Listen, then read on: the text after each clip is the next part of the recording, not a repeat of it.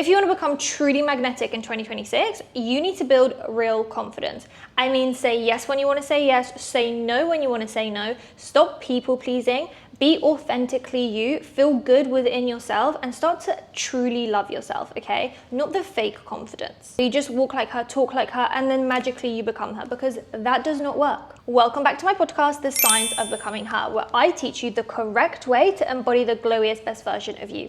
2026 is the year that we glow. We talk about nervous system regulation, somatic work, and true glow up tips that actually make a difference. Because there's one thing that you need to understand. Your outer glow up is always a byproduct of your inner glow up, okay? So we got to do the inner work, and that is exactly what we talk about on this podcast. So welcome back, and if you're new here, I am Julia, and I am training to be an embodiment and a nervous system coach, and I am here to help you basically glow up your life the correct way, the sustainable way, the way that will actually stick. And today we're talking about my favorite topic, building true confidence.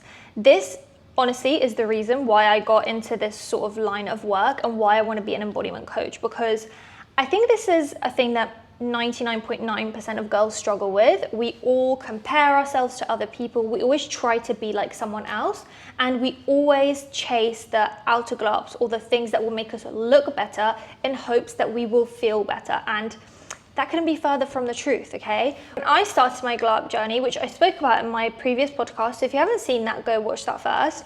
I won't go into it too much, but I chased the outer glow up, okay? Thinking that if I just get that dream body and I just stop bloating and my skin improves, I'm just gonna magically feel the most confident, best version of me. And yes, that is a factor. The outer glow up and feeling better and looking better physically 100% contributes to how confident you feel in your own skin, right? But you will get there and you will realize that you still shrink yourself in rooms that you're in with people, okay? And you can't be authentically you. You still people please. You still cannot say no. You still self-sabotage. You still look in the mirror and don't feel good about yourself. And that is because it's all down to the inner work that you do. And if you have been on this journey and you got to your outer glow up, getting the body that you want and, you know, achieving some goals, and you're still feeling like this, don't worry, I have been there. I have a lot to say on this topic because, like I say, it's a very big passion of mine and I've got a lot of notes that I want to get through. So I originally started the whole glow up journey and glow up TikTok and this whole thing because I thought I would want to help girls feel better in themselves and build confidence through having the outer glow up, right? Through fixing their gut health, through fixing their skin problems and all of that.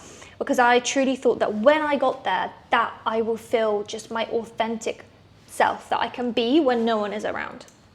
And I soon realized that that is not the case.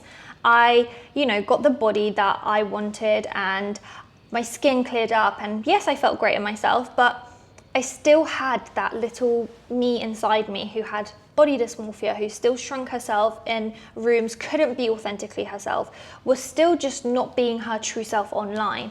And I was like, okay, this is way, way deeper than just clearing my skin and improving my gut health. So that is why I obviously switched from the health coaching into the thing that I'm doing now, because truly, I promise you, once you get to a place where you want to be physically, but you have never done the inner work, you've never worked on your actual internal self, loving and accepting yourself, you will not be happy and you will not have confidence. And that is true. You will have what I like to call fake confidence, okay? And I can smell fake confidence from a mile away, and not in a horrible way, but it's because I've been there, okay? I can always tell when someone isn't truly confident, and they can be the most stunning girl ever, but if they've never done the inner work and they don't feel truly worthy and good in themselves internally, it really shows on the outside.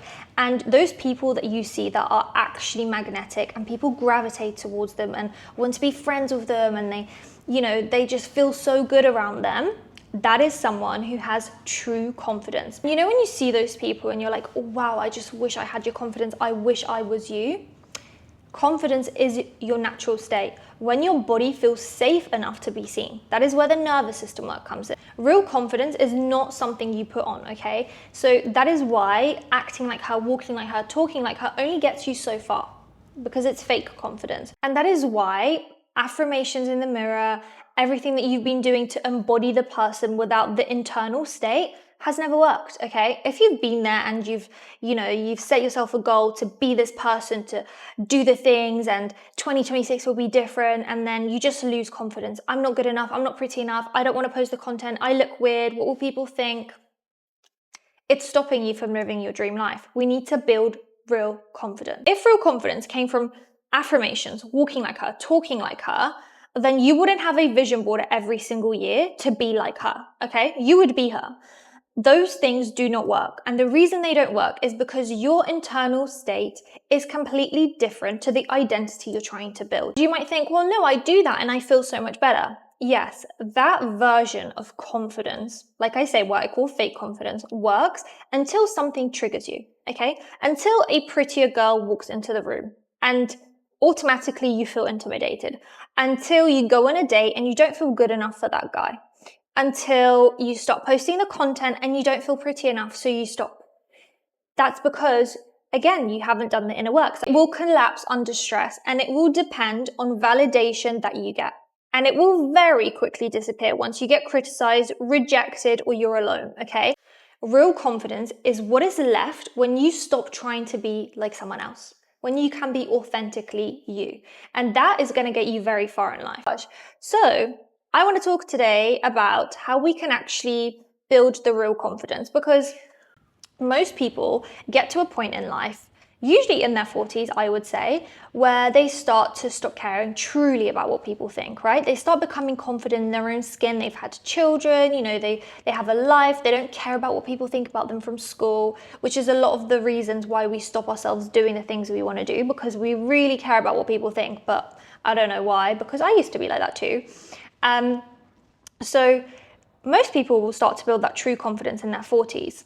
And then there's so much more life to live, but there's so much life that you have missed out on, right? There is so much you could have done in your 20s and in your 30s, going after that dream life, having that soft girl life, right? All of us girls dream of just working a few hours a day on something that we love.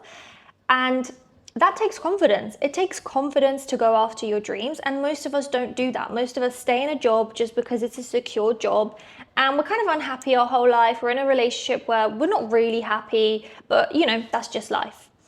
But if you just started to work on yourself, started to get to know yourself, started to build safety in the body, that would disappear. You would become fearless and you would go after your dreams. It doesn't matter what anyone thinks about you, okay? And personally, I am at that point in my life where I don't really care. I literally couldn't care less.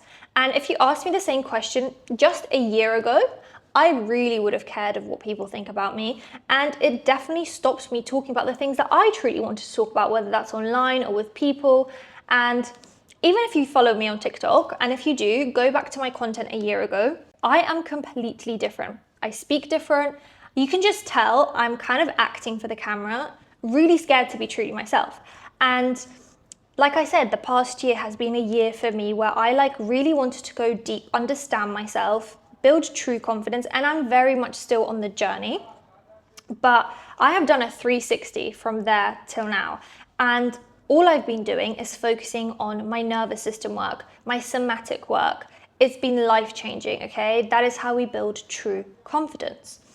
So when I realized when I was lacking confidence, like I said, it was last year when I did lose the weight and I had that physical glow up, and I still wasn't feeling like my best self. And I sat down with myself while studying the nervous system, started doing some deep inner work. And honestly, I have done so many things over the past year, like coaching. I've been a part of loads of masterclasses. I've been to loads of events, like you name it, I've done it, right? I've done so many different things to be able to get to the point where I am today. It wasn't like, okay, I did this course and now I feel amazing. Confidence takes a long time to build. And like I say, I'm still very much on the journey, but it was last year when I realized when I had that physical glow up and I still wasn't feeling good in myself.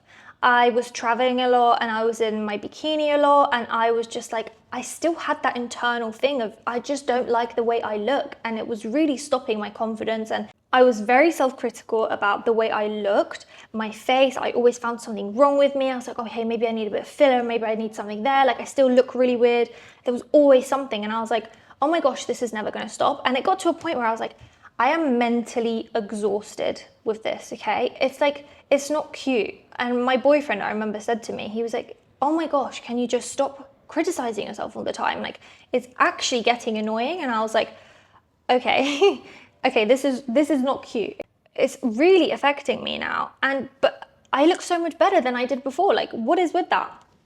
So I really had to sit down with myself and do that deep inner work.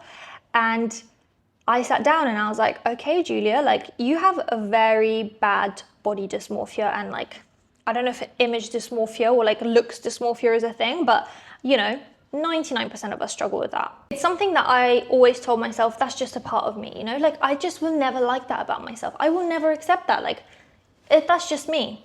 And that stopped me from doing so many things. And because I've had this since I was extremely young, I think most of us girls struggle with this. You know, we strive for like the Pilates princess body, and just if we get there, we're going to feel worthy enough and we're going to look like that girl, and I just need to get there. It's honestly the biggest load of BS ever. And I'm still learning that, and I'm still trying to, I really don't scroll anymore. Like I don't look at other people. I try to follow people who are like into wellness and educational stuff, because, you know, I really find that triggers me. Like when I look at people and most of the time they're photoshopped or posing, I'm like, oh my gosh, I don't look like that. And I'm really trying to heal that in me, and I have come a very long way since then. But I really realized that I wasn't lacking confidence. I was just, you know, my nervous system didn't feel safe in my body because I was so critical of my body, and that was really stopping me from doing a lot of things. That's my thing. That's why I'm so deeply connected to this whole coaching thing and helping other girls heal their nervous system, because it truly is like where you start when you're trying to just glow up yourself and your entire life, whether that's actually looking better physically, because when you're in fight or flight, your cortisol is so high, your body has no chance to digest food, let alone make you feel and look good, okay? Stress is the main driver of inflammation in your body. So you will naturally physically become less inflamed and look better. So yes, getting out of fight or flight will make you look better physically, but also it shows up physically in the way you show up in your life, because you will feel confident. So it's so important. Nervous system work makes you look better and feel better, which makes you show up into the world as authentically you. And it's getting to a point now where I am really starting to like practice what I preach, like truly. And I find myself walking into rooms and I am authentically me. I feel like sometimes that pisses people off, because when you are not confident and you're faking confidence, it can actually trigger people. And I can really tell sometimes with people, I'm like, okay, I'm not vibing with you. But I can walk into rooms now, be unapologetically me. I have stopped people pleasing. I have learned to say no when I want to say no. Like, it's really starting to show up on the outside, and I just feel so good. I definitely still have a bit of journey to go, because this is such deep, you know, programming and like inner child healing that I'm going through with this whole, you know, body dysmorphia thing, because it's always way deeper, by the way, than you think. It's not just like, oh, I just, you know, my insecurity and the reason why I'm not confident is because I don't like my stomach. There's layers to it, right? There's no one size fits all how we all get there, which is why I definitely want to do personal coaching, because, you know, you hating your stomach actually is a deeper wound from your childhood about being perfect because X, Y, and Z happened, right? So there's always a very deep meaning into whatever you're displaying in your adult life, and it's always from your childhood. So inner child work sounds kind of sometimes cringe to some people, I think, but it's extremely important, because that is how you uncover the patterns and understand them so that you can actually release them. So yeah, a lot of our wounds from our childhood are so deeply ingrained in us, and we just think that is just who we are, and that's complete BS, okay? We come into the world extremely pure, and we're just programmed through trauma, through childhood, upbringing, school, whatever. It imprints on us, and then we are the people we are today because of that. So there is a lot of work to do to become truly confident, but once you get it and you really like commit yourself to it, you will feel so much better, honestly, even after doing a week worth of work of just like sitting with yourself and deeply understanding yourself. So the way we start to build true confidence, okay, the actual framework. Like I said, I have gone to so many courses, masterclasses, coaching sessions, therapy sessions, you name it. Like my past year has truly been the year of the snake. I don't know if you've heard about that. I'm sure you have if you're into all the glow up stuff. Last year was the year of the snake, and this coming year from the 17th of Feb is the year of the fire horse. So like last year was like shedding the old you, and this year is like really like anchoring, just being authentically you. And I really feel like I was really shedding, because last year I did so much inner work. So like I said, I did all these courses, all these trainings, and there was not one single thing that I did that I was like, this is it. Like, this is how I do it. And the reason why I started to study embodiment towards the end of last year, because I was doing just nervous system regulation and somatic coaching training, is because I realized that, oh my gosh, I've learned so many different things that actually, when I put them into one framework, which I kind of started to write down for myself, I think that's the framework that truly actually would work on someone to help them glow up and become confident, and whatever it is, stop self-sabotage. Like this is the framework to just doing that inner work for the outer glow up, whatever your version of the outer glow up is. But obviously confidence is a very huge part of that. So this framework I have called my inside out glow up method. It's something that I've used on myself, and I actually created a whole ebook on this, like going very deep into the science, all the steps, all the routines, journal prompts, like everything you need to do every single day. It's so in depth, and I wasn't going to release it, but I actually gave it to my friends, and I was like, can you just check if this is good for, you know, when I actually train and I'm fully qualified? And they were like, this is such a good ebook. It's 55 plus pages. So they said you need to release that now. So I'll link that in my video if you do want to go really deep, and it's very personalized because it allows you to understand your survival mechanisms and all of that. Okay, so I'm going to introduce to you this framework today because it truly has changed my life, honestly. And the first step of the framework is awareness. Okay, when you're trying to build true confidence, you need to become aware of what it is that you are trying to heal and what it is that you are insecure about. What is stopping you from being unapologetically you and being truly confident, right? So the first thing you need to ask yourself is, what is it that I don't like about myself? What is it that I'm insecure about? If you're really struggling to get deep with this question, there's a very deep question that you should ask yourself. What is it that I judge the most in other people? What is it that annoys me about other people? There you will find your answer, because what you don't like about others is truly what you don't like about yourself, what you're insecure about yourself. So let's say you go out and you're very judgmental on girls who can be very obnoxious when they're out, right? You might think, well, they're being obnoxious, like that's not how you should behave in a social setting. You shouldn't be this loud, annoying person. But truly, like, if you were very confident in yourself and happy in yourself, you wouldn't even see that. That would not bother you. The reason that annoys you is because you wish that you could be truly unapologetically yourself wherever you go. It might be annoying, but the reason that pisses you off is because you could never do that, because you're shy. You don't feel confident in you to speak up because you're scared of what people might think. And you're scared of what people might think because of something that you went through at school, or something that your parents said to you when you're younger, or, you know, stuff that happened and programming that happened when you're younger. You can see how deep that goes, right? That awareness alone will bring that unconscious insecurity out into the conscious. That already weakens that insecurity that you have, okay? So that's the first question you ask yourself. It's awareness. It's bringing awareness to the fact that, okay, I don't feel great. This is how I'm feeling. What is it that I'm feeling, and what is it that I'm insecure about? Once you know that, you can truly start the deep inner work. Deep inner work takes nervous system work, it takes somatic work, it takes inner child prompts and journaling work. They all tie into one.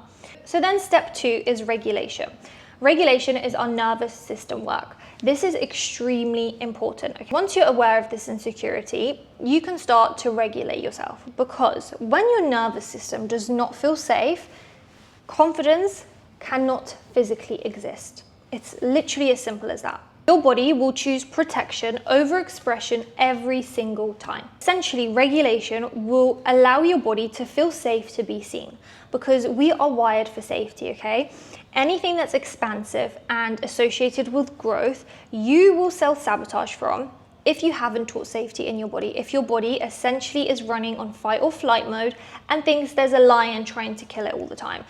Like, why would your body ever even think it's okay to be unapologetically you and confident and all of this when there's a huge predator in your face? You're gonna shrink, you're gonna run. That's literally how your brain thinks, okay? So we need to get rid of this tiger or this lion that's in front of us by regulating ourselves, allowing our body to basically realize that there is no tiger or lion out there. You can be unapologetically you can be yourself, there's no danger. That is what nervous system works shows your body. No immediate threat, no immediate danger, okay? You can express, you can have fun, you can be yourself, you can do whatever you want, you can be seen.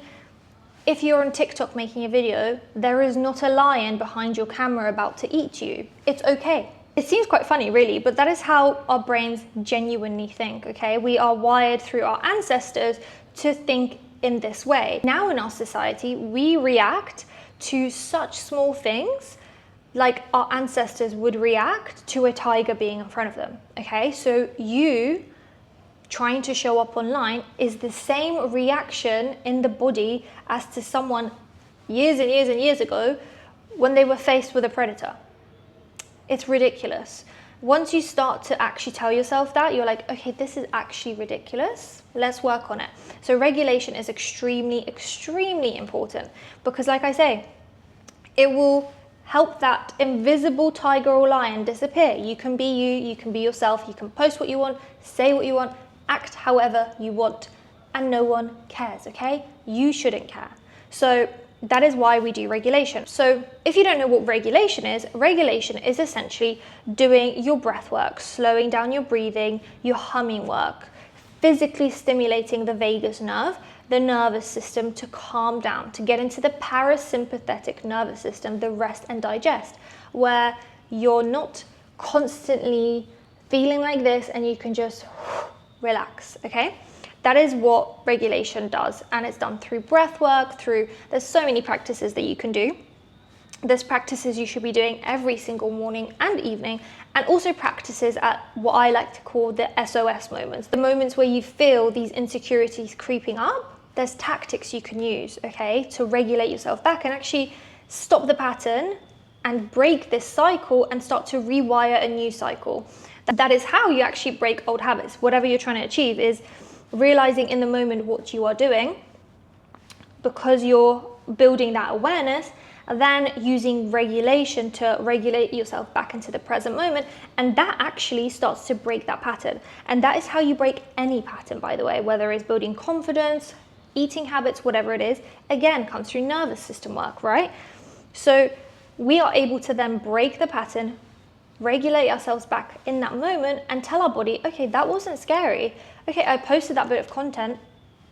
I haven't died. It's okay. You know, doing these inner work regulation practices before and after you do something that's really scary and you know might trigger you, or at trigger moments where the trigger's already happened, is life-changing.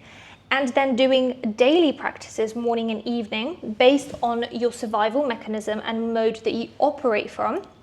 I talk a lot about that in the ebook, because this is very individualized, which is why I want to be a personal coach as well, because there's no one size fits all. We operate from different survival modes, okay? You will know this as fight or flight, but it's actually fight, flight, fawn, or freeze. There's 4. So whichever mode you tend to slip into the most is the mode that you need to start regulating, okay? And there's different ways to regulate different modes. So for example, if you're a freeze person, meaning when you're meaning to film content or do something scary, you just doom scroll, and you just freeze and you don't do anything. In that moment, you might want to shake your body out or do some quick breath work or go on a quick walk to just unfreeze your body. If you're a person who operates from a fight response, okay, you do too much in the moment, or you do everything but the thing you're meant to be doing. In that moment, you might actually want to sit down and do some very slow breath work, tell your body it's safe and we're okay, and orient, okay? So there's different ways that you approach the second step based on your survival mechanism and survival mode that you operate from. Like I say, all in the ebook, highly recommend the ebook. So that's number 2, regulating ourselves back, so important. And those daily practices, like I say, if you do them, they will essentially stop you from slipping into those self-sabotage and those triggering moments. So that is why we regulate. I hope you can see how important that step is and why I'm so passionate about this step, because that is the step that breaks those old wirings and allows you to then do step 3. So step 3 is your release step. A release isn't about understanding your insecurity, it's about releasing it from the body. As I said in episode 1, somatic work, which is how we release from the body, is all about making sure your mind and your body actually works together. Releasing the old patterns, the old identity through somatic work mainly. And I used to think that somatic work is a bit weird and a bit taboo, okay? I used to think like, why are people shaking and doing all this weird stuff? But actually what I learned through my training and all the courses and everything that I've done is that we actually store emotions in our bodies, not just our minds, okay? We store traumatic experiences in our bodies. And actually a lot of the time we can really process things in our mind where we go to therapy and we talk about it, we understand it, we go through the childhood stuff and we can really understand what's happened and why we are like that, but still slip back into our old patterns and still shrink ourselves and not feel confident in certain situations, even though we've done the work logically. That is because we actually store traumatic experiences and beliefs and memories in the body, in our cells. So our cells have memory, which explains why sometimes you have physical reactions to things. So for example, when you go into a situation and you're not feeling confident, you kind of feel okay and you've calmed yourself down, but your body might start sweating a lot, or you might start just, hyperventilating. That's a physical reaction. So we cannot forget the body, okay? We can't forget the body when we are trying to build our confidence. And release happens through somatic work. Somatic work has changed my life. I've been doing it since last year.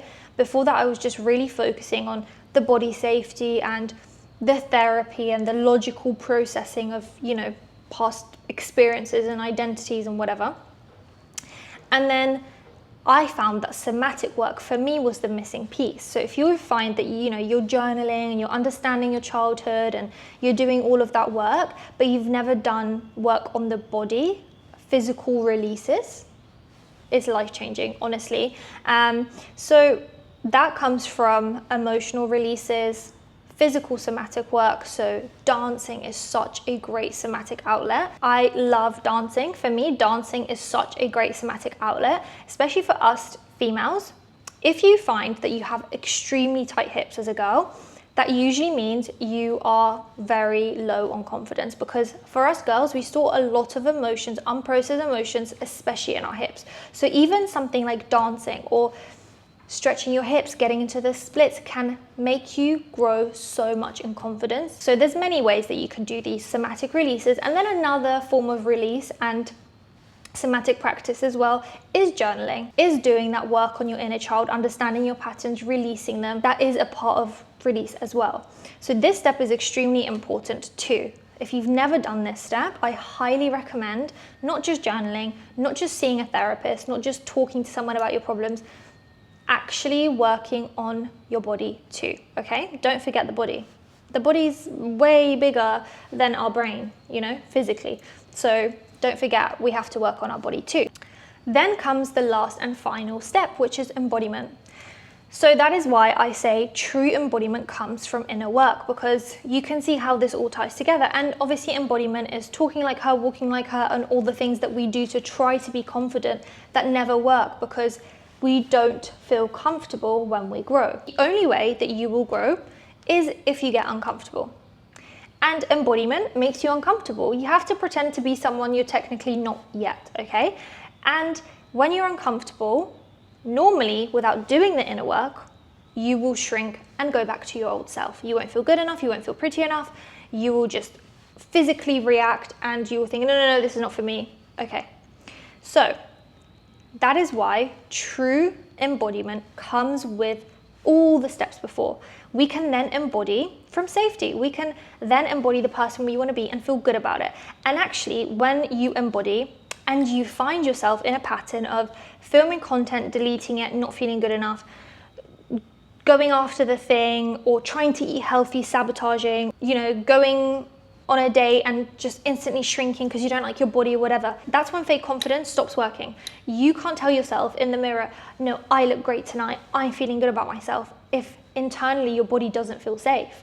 You will then go into that date and still shrink and stress. Like, no amount of affirmation is going to help you, like embodiment teaches. You have to do the steps before, because then in the moment when you're feeling like that, you will then realize, okay, let me go to the bathroom. Let's say you're on a date, take some deep breaths and do my regulation, do a little shake depending on what your, survival mode is, then tell myself the affirmation. Then your internal state has changed and you will walk out as a different person, as the embodied person that you want to be. Like I say, this is really the reason why I started this work and why I want to become an embodiment coach. I'm very close to finishing my training. I'm very excited. And yeah, I said I wouldn't do longer format videos, but I just felt like I had a lot to say. And I feel like a lot of girls really deeply inside want to be truly unapologetically themselves. And that is how you build true confidence. That is how you learn to accept and love yourself and just go after your dreams, okay? Doing those steps, doing the inner work. Don't forget the inner work before you try all the become her embodiment tricks that you see online, because this is how you will embody the true version of you. I hope you enjoyed this episode and I will see you in the next one. Bye guys.